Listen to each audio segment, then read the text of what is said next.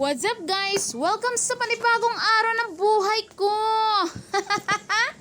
Bali day off ko na naman ngayon. At syempre, ito lang naman ang araw na pwede kong gawin ang lahat ng gusto ko.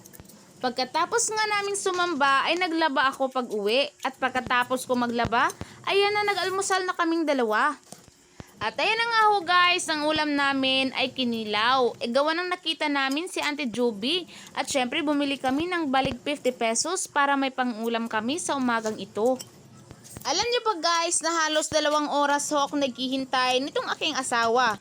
Isipin niyo nga ho guys na itong pagkaliit-liit itong isda ay kinuha pa talaga yung ulo. At syempre guys, sinuportahan ko siya sa lahat ng kanyang mga kagustuhan. At syempre naman, mas gusto siya na walang ulong kanyang kinakain na isda. At dahil nga ho, walang katapusan itong aming katakawan, kaya ay nagluto na naman kami ng alimango. Ay mayaman. Pagkasanaol nga ba naman? At syempre nga ho, dahil takot akong makagat nitong mga alimango, kaya nilalaro ko na lang sila gamit itong luwag. Ay nagtagalog pala ako dito kaya nilalaro ko sa sandok. Ginagawa At dahil nga ho guys, wala kaming sugnod, kaya napilitan akong dito sa butin magluto kahit na ito'y sirang-sira na talaga. Pero at least gumagana pa.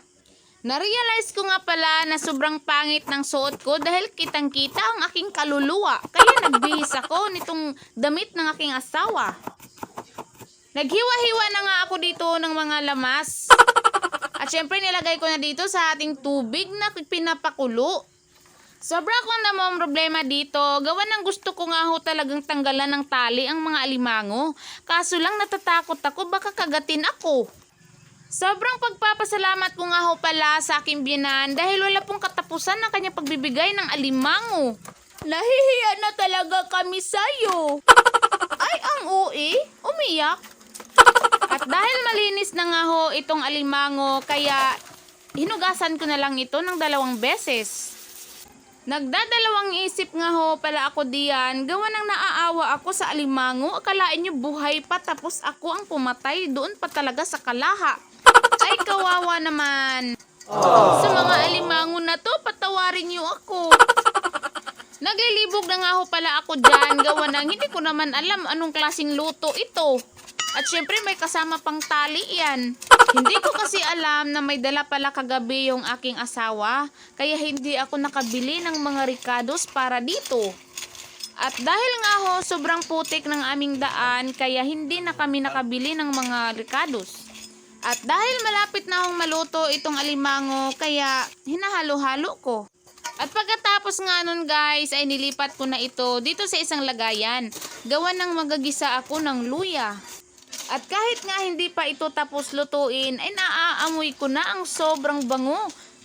Syempre, nagutom na naman ako. At dahil may natira pa naman palang luya dito sa kinilaw namin kanina, kaya yun na ang ginamit namin para dito. At syempre, dahil medyo masangsang ang amoy kapag kaalimango. Habang naghalo-halo nga ako dito, ay nag-iisip ako kung ano nga ho bang ilalagay ko dito. Gawa ng, wala naman kaming Sprite. At pagkatapos nga noon, nilagyan ko na nitong magic sarap. Ay, baka naman. Dahil wala akong choice, kaya nilagyan ko na lang ito ng tubig. At ayun na nga guys, luto na ang ating sinabawang alimango. Alam niyo ba guys, na inabot ako ng tanghali dito sa ginawa kong pagluluto.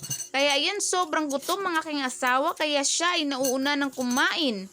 Sa sarap nga ho ng kain niya, ay napatingin na lang ako sa kanya. At kumain na rin pala ako at dahil paborito ko itong sipit ng alimango kaya ito lang ang kinain ko. Sa totoo lang guys, kapag kasi madami yung aking makain itong alimango, ay nangangati ako ba? Ay oe. Hindi naman sa pag-iinarte pero talagang sobrang kati talaga. At hanggang dito na lang ho muna itong aking video, gawa ng kakain muna kami. Sa lahat ng magko-comment dito ay pipili ako ng isang tao na mananalo ng 50 pesos GCash.